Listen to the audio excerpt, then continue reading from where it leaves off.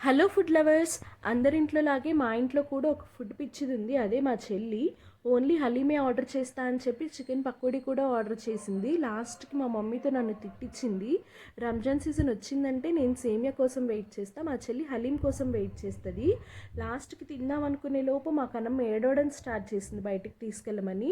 Morning ఒకసారి evening ఒకసారి ఖచ్చితంగా ఆమెను బయటికి తీసుకెళ్ళి తిప్పాలి, లేకపోతే రచ్చ రచ్చే ఇంట్లో. ఇయర్ మొత్తం వెయిట్ చేస్తాం కదా హలీం కోసం, అందుకే తినగానే అదో హ్యాపీనెస్ అనమాట. హలీంలో ఉండే ఫ్రైడ్ ఆనియన్స్తో తింటే ఆ ఫీలింగే వేరు.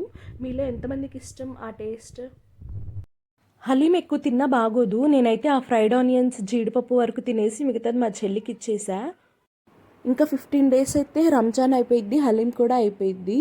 హలీం దొరకదు కదా రంజాన్ సీజన్ అయిపోతే. మళ్ళీ 1 ఇయర్ వెయిట్ చేయాలి హలీం తినాలంటే. ఈ పకోడీ అయితే నాకు ఇంకా బాగా నచ్చింది. దీనికోసం మా మమ్మీతో తిట్టించుకున్నా కదా, అందుకే ఏమో టేస్ట్ ఇంకా బాగుంది. Please like, share and subscribe to my channel. Thank you.